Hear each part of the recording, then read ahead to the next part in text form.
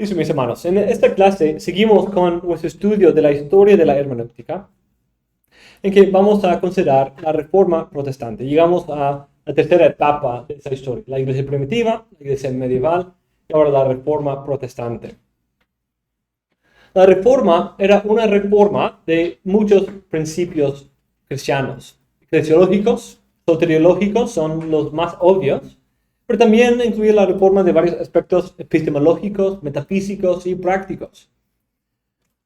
Además, y más importante para nuestra consideración en esta clase, la reforma protestante era también una reforma de la hermenéutica, una reforma del entendimiento de la Biblia.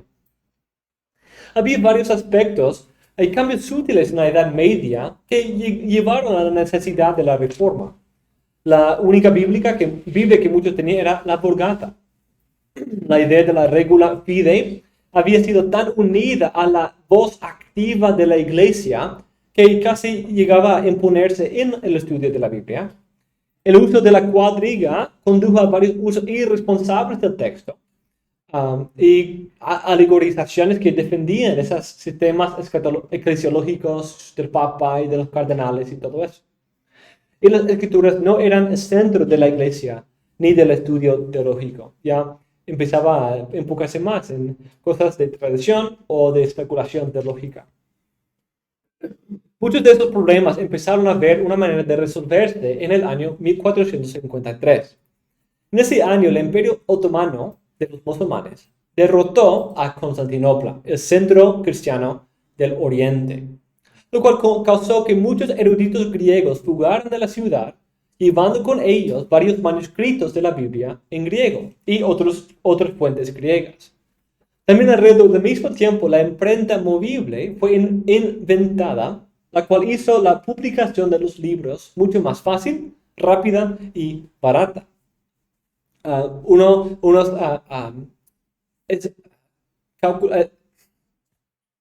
Estimaciones o cálculos en cuanto al cambio de precio de un libro era 100%, o de hecho como 100 veces, no 100%, 100 veces menos para hacer un libro en el tiempo de la Reforma que antes.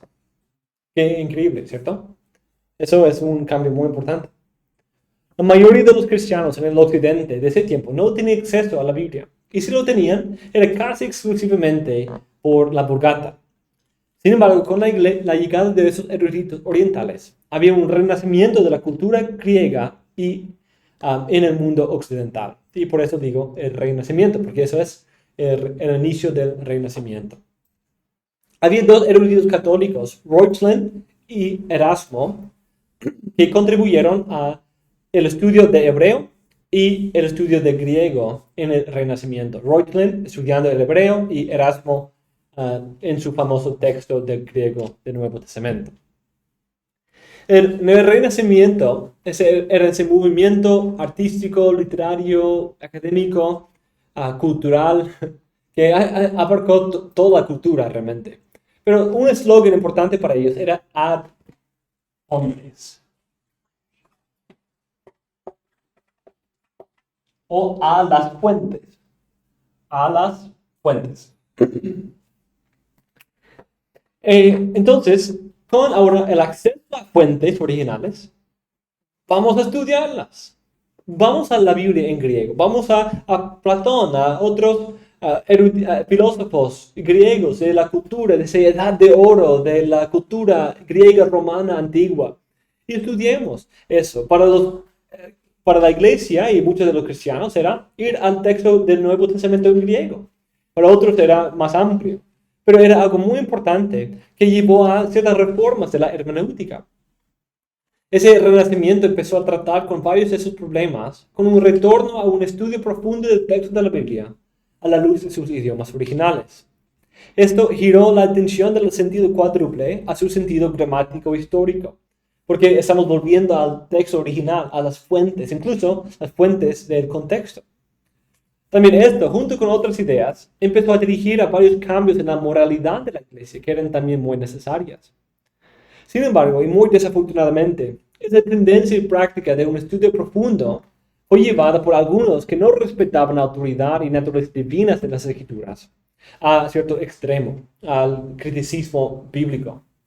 Era, en un sentido, los reformadores y puritanos, por un lado, y el criticismo bíblico nacen de la misma fuente. Pero unos empiezan a cuestionar la tradición de la iglesia y medirla conforme a las escrituras. Otros la cuestionaban y la medían según el estándar de la razón humana. Entonces, dependiendo de qué autoridad ponemos en lugar de la autoridad de la iglesia y el papado, determina el fruto que vamos a producir. Si es la teología de la reforma y los puritanos, o si será el criticismo bíblico que trata la Biblia como si fuera meramente un libro humano histórico. Los dos tenían un deseo de ir a los textos originales, los dos tenían un rechazo de la cuadriga, los dos tenían un énfasis en el sentido literal, pero llegaban a conclusiones muy diferentes debido a la imposición de otras filosofías en la Biblia, una filosofía basada en la razón humana. Es muy importante recordar que el problema de la Iglesia Católica de la Edad Media no era que negaron las Escrituras. No era que decían, ya no necesitamos las Escrituras. Como hemos visto, la Biblia era muy importante para ellos. Ellos adaptaban la tecnología alrededor de la Biblia para que sea más fácilmente accesible. Sin embargo, era un problema de autoridad de interpretación. ¿Quién tiene la autoridad para interpretar las Escrituras? Aquí la iglesia y la tradición fueron elevados para ser los intérpretes oficiales de las Escrituras y realmente las que determinaban el significado de las Escrituras. Entonces, si la iglesia es la que determina el canon, la que autoriza la forma del texto y la que da la interpretación oficial del texto, es la iglesia realmente que tiene la autoridad por encima del texto. En ese sentido, tenía grandes implicaciones para la autoridad funcional de las Escrituras. Esa pregunta de la autoridad para interpretar las Escrituras fue una espada de dos filas.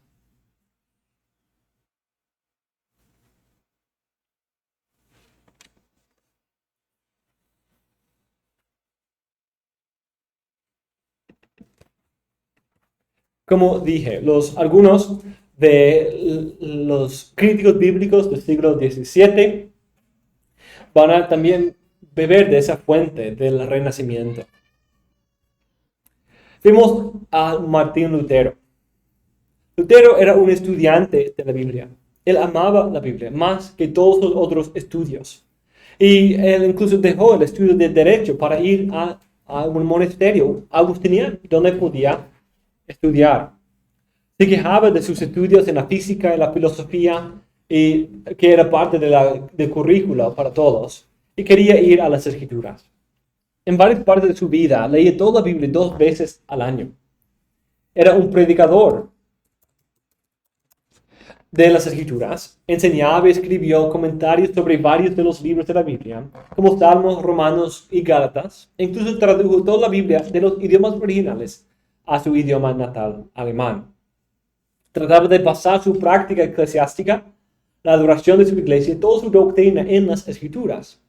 Por esa razón es muy importante considerar a Lutero.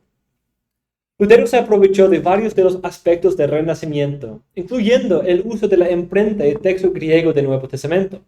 De hecho, fue el estudio del texto griego que le llevó a tener problemas con la doctrina de la salvación de la Iglesia Católica. Por ejemplo, él vio un problema en la palabra penitentiam agite, la palabra latina que traduce la palabra arrepentirse. Entonces, esa traducción alimentaba el sistema de penitencia en la Iglesia Católica, que para salvarse era hacer penitencia, hacer algún tipo de restitución en obras, y para ver de ahí cuando volvió a la palabra griega de arrepentirse, él pudo ver la deficiencia en el sistema católico. Lutero es más famoso por su articulación del principio reformado de la sola escritura. En su debate de Leipzig con Johann Eck, un erudito muy notado católico de ese tiempo, en 1519, Eck lo puso en un rincón en que llegó a afirmar la sola autoridad de las Escrituras. Lutero afirmó que los decretos de los concilios y los papas se habían contradicho y que tuvieron que comprobarse por las Escrituras. Y eso es exactamente donde Eck quería ponerlo para poder acusarle de ser como Huss y Wycliffe. Pero eso era algo que ayudó a Lutero, porque él hizo estas afirmaciones, de ahí fue a recorrer textos antiguos para asegurar que no era loco. Y eso le ayudó a cementar su convicción. Pero esta idea de la sola escritura no era de la Biblia o la iglesia, sino era la Biblia es la autoridad, pero si la iglesia es la única que puede interpretar esa autoridad. Como Philip Melanchthon dice, el seguidor y amigo de Lutero, esto es como yo lo veo, la sustancia de la controversia. Aquí les pregunto, mis señores, ¿nos han llegado las escrituras de tal manera que su cierto significado no puede ser establecido sin la interpretación de concilios, los padres y las escuelas, o no? Esa es para Melanchthon la esencia de la pregunta. Tenemos la Biblia de tal manera que podemos interpretarla y entender su sentido sin los concilios de los padres y las escuelas, o no. O somos completamente dependientes de ellos. Sí, esa es la respuesta. Pero el punto es, otra cosa es que de quién ellos dependían cuando formaron esos concilios. Lutero regresó a las ideas centrales de la hermenéutica de ese principio, la autoridad suprema de la Biblia y la idea de la iluminación del Espíritu Santo como lo necesario para una interpretación fiel. Aunque en los primeros siglos de la edad cristiana había mención de la tradición, pero como hemos dicho, era una tradición explícitamente apostólica. En ese tiempo, esa tradición era todavía disponible por medio de los discípulos de los apóstoles.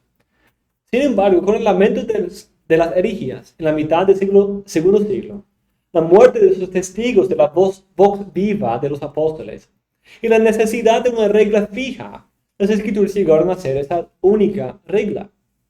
La idea de la regula fidei era más correctamente considerada un resumen de la doctrina apostólica encontrada en las escrituras, que una tradición oral recibida de los apóstoles aparte de las escrituras y preservada por el magisterio y el papa. Esa afirmación de la sola escritura no fue un rechazo de los padres, sino fue un llamado a ponerlos en su lugar correcto, bajo las escrituras, y a solo tomar y aceptar sus afirmaciones cuando son de acuerdo con las escrituras.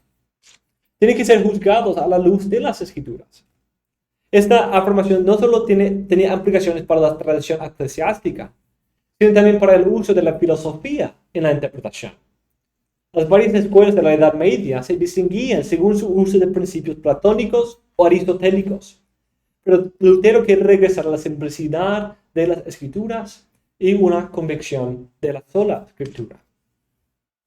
No es si estas filosofías pueden ayudar, no es si los padres pueden ayudar, sino es cuál es la base. ¿Dónde empezamos? Y eso es la sola escritura. Su afirmación de sola escritura no era rechazo del estudio de la Biblia junto con otros hermanos. No era una negación de todas las tradiciones, sino era poner la tradición en su lugar apropiado. Por el otro lado, Lutero tuvo que enfrentarse con los reformadores radicales, como su amigo Karlstadt, quienes dependían del Espíritu Santo para recibir nuevas revelaciones. Lutero y los otros reformadores querían evitar los dos lados y tener una postura balanceada. Aquí se introduce una distinción en la historia, en el estudio de la historia, que es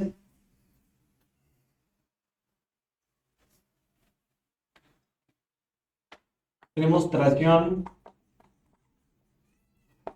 1, tradición 2 y tradición 0.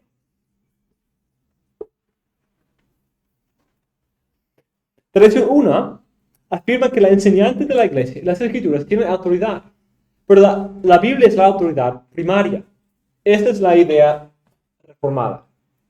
En tradición 2, la iglesia y la Biblia son iguales, o la iglesia está por encima de la Biblia, a través de, no por decir nosotros somos más autoridad que la Biblia, porque dicen que no, porque las dos son de Dios. No es una competencia. Pero cuando dicen que la Biblia no se puede interpretar a sí misma, sino solo la iglesia, es ahí donde se eleva por encima de la Biblia. La primera, según Heiko Eberman, era la postura reformada. La segunda, la de los católicos. Y una tercera, la tradición cero, era un rechazo de todo tipo de tradición. Incluso algunos llegando a rechazar la Trinidad y otras cosas así. Esta afirmación es más comúnmente vista como una declaración doctrinal radical. En verdad lo es. Pero es al mismo tiempo una declaración que también sacudió prácticas bien arraigadas de la hermenéutica. Ese principio de la sola escritura puso la escritura como la autoridad suprema sobre todo, incluyendo la hermenéutica. Sola escritura insiste, según un autor, en que la propia Biblia debe enseñarnos cómo interpretarla.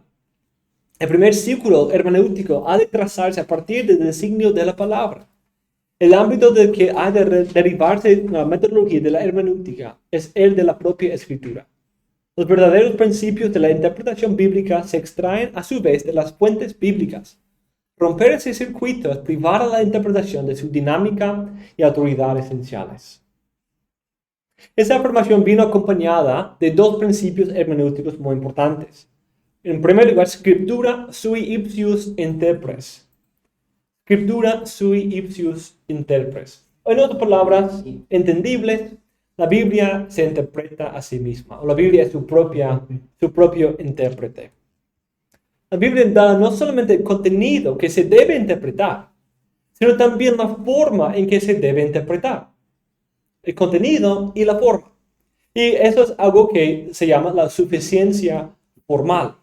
La suficiencia formal. Y eso era un punto clave para la reforma. Porque la Iglesia Católica decía que la Biblia es suficiente de manera material, algunos de ellos, que tenía todo lo necesario en cuanto a la sustancia, el contenido necesario para ser salvo, para vivir y cumplir la voluntad de Dios. Pero no era suficiente de manera formal. No tenía lo suficiente para poder sacar esa materia, minarlo correctamente. Esa suficiencia formal viene del magisterio. Pero los reformadores decían, no, la Biblia se interpreta a sí misma. A veces de manera explícita, cuando un autor usa y cita a otro autor. Y también a través de mostrarnos las herramientas y el método apropiado. No pasos o una fórmula, pero nos describe y nos muestra cómo interpretar la Biblia. Nos da una hermenéutica. Además, otro principio conectado con esto es la analogía escritura, la analogía de las escrituras, la necesidad de comparar escritura con escritura, porque nunca se puede contradecir. Otra fuente, otra implicación de esa afirmación de la sola escritura era la claridad de las escrituras. Eso era parte de su suficiencia formal también. Como Wycliffe y los valdenses y otros, Lutero e incluso Jerónimo, irónicamente, ¿cierto? Su traducción era querer dar la Biblia en el lenguaje vulgar, en el idioma común. Pero era un tiempo cuando eso era el idioma común. Pero con el avance había muchos otros que no entendían eso. A diferencia de Wycliffe y los valdenses, era más posible hacer una traducción y hacer disponibles los libros en ese tiempo, debido a los avances tecnológicos que acompañaron el Renacimiento. Después de la Dieta de Worms, en 1521, Lutero fue capturado, secuestrado por un amigo, secretamente, porque estaba bajo el riesgo de ser excomulgado, y pues ya fue excomulgado, pero matado, condenado a muerte por el Papa. El príncipe Federico, su protector, lo secuestró para poder guardarlo en privado, en secreto, en algún lado, hasta que las cosas se calmaron un poco. Y allí él pudo empezar su traducción del Nuevo Testamento al alemán. y se imprimió en 1534. Como bien dijo, el idioma del hombre común no era demasiado humilde para ser el idioma de Dios.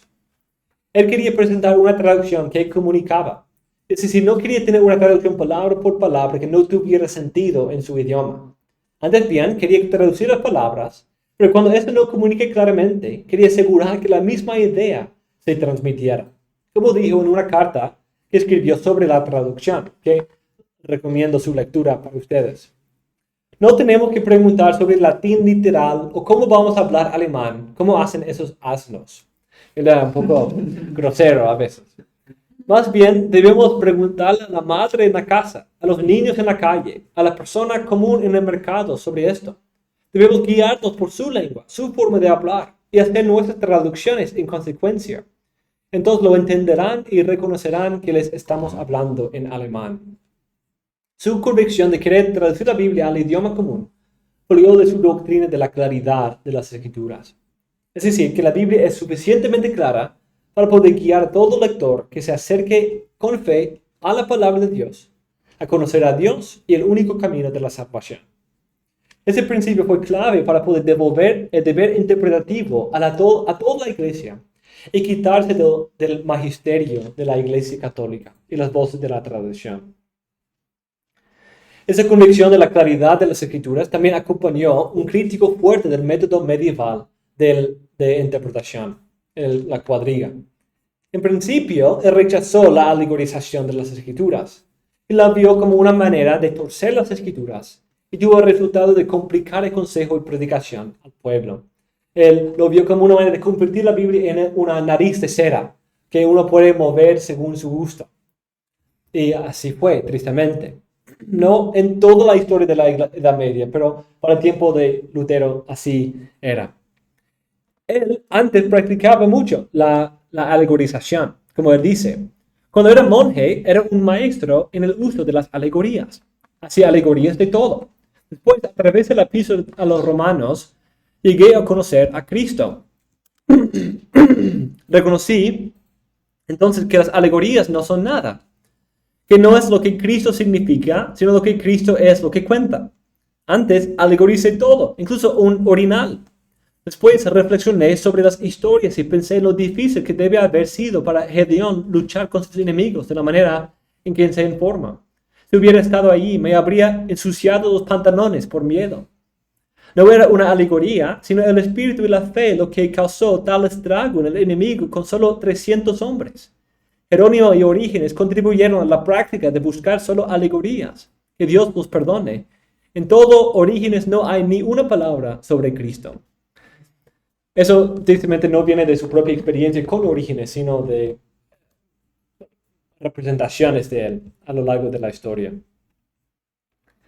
Es interesante considerar la conexión entre esos dos puntos. Otra vez vemos su carácter un poco grosero. Se hubiera ensuciado los pantalones. Una afirmación, aquí vemos una conexión interesante. Su afirmación de la claridad de las Escrituras fluye de un rechazo de la cuadriga. ¿Cuál es la conexión? Para él, la cuadriga y su énfasis en esa cuadriga hacía la interpretación demasiado académica, demasiado erudita, que era bastante complicada, con conexiones como sin sentido, sin algo textual, algo simplemente de la creatividad de los eruditos y monjes y teólogos. Pero cuando uno rechaza eso y puede regresar a la simplicidad de las Escrituras e ir a ellas para leerlas en su sentido literal, hay mucho más beneficio que uno puede sacar. Entonces hay una conexión entre esas dos cosas. Él sí vio algún valor en la alegoría, pero no para probar una doctrina, sino para ilustrar algo enseñado en el sentido literal de otro pasaje. Su rechazo de la cuadriga no era una negación de ver aplicación práctica en el texto, ni de ver un mensaje acerca del Mesías. Antes bien, el sentido literal provee la base y el cheque para esas interpretaciones, la medida. Y todo esto demuestra su convicción, como entre otros también, de que Cristo era el centro de toda la Biblia. Toda la Biblia apunta a Cristo, incluso el Antiguo Testamento. Y sin embargo, no se requiere interpretaciones elegantes y místicas para encontrarle. Como dice, por lo tanto, dejad vuestros propios pensamientos y sentimientos y considerad esta escritura como el más alto y noble santuario, como las más ricas de las minas que nunca podrán ser suficientemente exploradas, para que podáis encontrar esa sabiduría divina que Dios pone aquí ante vosotros de forma tan simple y sencilla, con el fin de apagar todo orgullo. Aquí encontraréis los pañales y el pesebre en el que yace Cristo, y al que el ángel señala a los pastores. Listos y humildes son esos pañales, pero precioso es el tesoro, Cristo que yace envuelto en ellos. Hablando del Antiguo Testamento. Esa misma metáfora que vimos en varios padres de la iglesia, que hablaban de Cristo. Allí vemos en el Antiguo Testamento Cristo, en los pañales de Cristo, los que le va a envolver. Su afirmación de la claridad y autoridad de las Escrituras van juntas con su afirmación de la analogía de las Escrituras también. Una hermenéutica de la cruz es nuestro último punto aquí.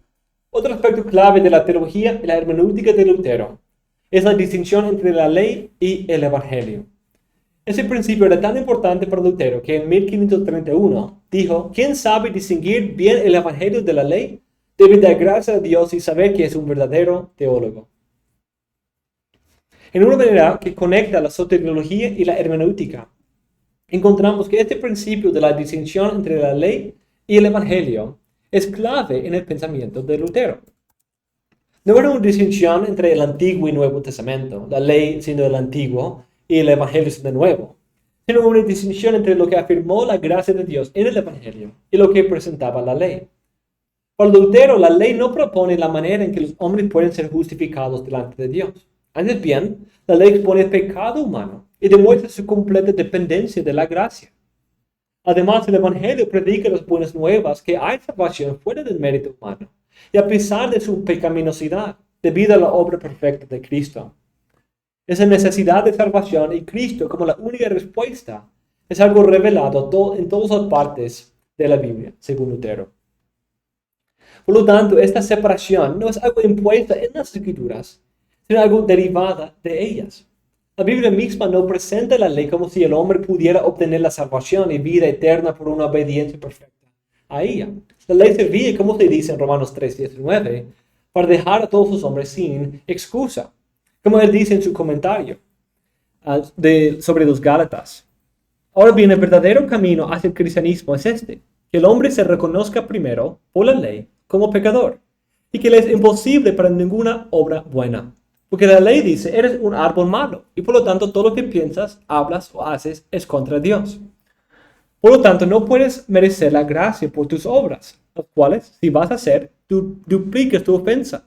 Porque como eres un árbol malo, no puedes dejar de producir frutos malos, es decir, pecados. Porque todo lo que no es de fe es pecado. Por lo tanto, el que quiere merecer la gracia por medio de las obras que van antes que la fe, va a complacer a Dios con pecados, lo cual no es otra cosa que aumentar pecado sobre pecado, burlarse de Dios y provocar su ira. Cuando el hombre es así enseñado e instruido por la ley, entonces se aterra y se humilla, entonces ve realmente la grandeza de su pecado y no puede encontrar en sí mismo una chispa del amor de Dios. Por eso justifica a Dios en su palabra y confiesa que es culpable de la muerte y de la condenación eterna. La primera parte, pues, del cristianismo es la predicación del arrepentimiento y conocimiento de nosotros mismos. La ley y el evangelio no deben confundirse como dos maneras distintas para la salvación. La ley no sirve como una manera de ser aceptados delante de Dios, sino para llevar al pecador, como todos lo somos, a la cruz de Cristo y a pedir su misericordia. En su discurso en Heidelberg, en que desarrolla esta teología de la cruz, él dice: la ley dice, haz esto, y nunca se hace. La gracia dice, cree en esto, y todo ya está hecho. Un buen resumen de su distinción aquí. Según Lutero, la teología de la Biblia no termina con esta situación oscura del hombre incapaz de cumplir la ley y así expuesto a la ira divina. Antes bien, tenemos la gloria del evangelio de la cruz de Cristo, Dice, la segunda parte es, si quieres salvarte, no busques la salvación por las obras, porque Dios envió a su Hijo unigénito al mundo para que vivamos por Él. Él fue crucificado y murió por ti, y llevó tus pecados en su propio cuerpo. Aunque no hay congruencia ni obra realizada antes de la gracia, sino ira, pecado, terror y muerte. Por lo tanto, la ley no hace otra cosa que declarar el pecado, aterrorizar y humillar, y por este medio nos prepara para la justificación y nos conduce a Cristo. Porque Dios nos ha revelado por medio de su palabra que será para nosotros un Padre misericordioso, y que, sin que lo merezcamos, ya que no podemos merecer nada, nos dará gratuitamente la remisión de los pecados, la justicia y la vida eterna, por causa de Cristo su Hijo. Porque Dios da sus dones gratuitamente a todos los hombres, y esto es la alabanza y la gloria de su divinidad. Pero los justicieros y meritorios no recibirán de Él gratuitamente la gracia y la vida eterna, sino que la merecerán por sus propias obras. Por esa razón quieren quitarle toda la gloria a su divinidad. Por lo tanto, para que puedan mantener y defender la misma, se ve obligado a enviar su ley antes, que como un rayo y su trueno del cielo puede herir y romper esas duras rocas. Entonces, aquí él conecta la sola escritura y la sola fide. Vemos que cuando uno se acerca a las escrituras, debe acercarse con el principio básico de la sola fide. Que yo me acerco aquí y leo leyes, pero ya sé que no las puedo cumplir. La interpretación no es poder ver leyes y decir, entonces soy capaz de ganar mi salvación, sino de ser mostrado por la ley mi incapacidad y así depender completamente de él. Como en su teología, Lutero tuvo una hermenéutica de la cruz. Él hizo esa distinción famosa entre la teología de la gloria y la teología de la cruz. La teología de la gloria enfatizaba el mérito humano, la justicia propia. Y el sistema católico tendía a dar cierta gloria a los santos, a los hombres, incluso a elevarlos a un lugar donde podían ganar mérito por otros. Entonces había esa teología de la gloria. Pero Lutero contradice esa teología de la gloria con la teología de la cruz. Que la verdadera salvación no viene a través de la gloria de méritos humanos, sino a través de la humildad de una identificación con la cruz de Cristo. Mi salvación viene por aferrarme de la cruz y lo que Cristo hizo ahí, y no en jactarme de mis obras religiosas. Y eso también provee una hermenéutica de la cruz. Y cuando leo la Biblia, también leo la Biblia de la manera que me lleva a ver a Cristo y su obra en la cruz como el centro de la Biblia. Y no como algo que me lleva a buscar la salvación en mis propias obras. Una verdadera salvación, una verdadera hermenéutica exalta la obra de Cristo en la cruz y le da a Dios toda la gloria. Sin duda, la influencia de Lutero en la Reforma tuvo grandes implicaciones para toda área de la teología y la vida de la iglesia. Pero también afectó en gran manera en que los seguidores, en cómo los seguidores de la Reforma se acercaban a las Escrituras. Ahora, en vez de leer a los padres o la iglesia por encima de las Escrituras, Lutero llamó a la iglesia a poner la tradición al lado de la Biblia para ser examinada a la luz de ella. También afirmó la supremacía de las Escrituras en la hermenéutica y por eso la necesidad de comparar Escritura con Escritura, escuchar la voz del Espíritu en las Escrituras. Y también guió a sus congregantes y estudiantes a ver la Biblia como una guía a Cristo. La ley servía para exponer el pecado humano y demostrar la necesidad absoluta de Cristo. Y el Evangelio vino para declarar las buenas nuevas de que hay salvación en Él y perdón del pecado y su culpa. Y con eso terminamos esta clase sobre Lutero y veo si hay preguntas.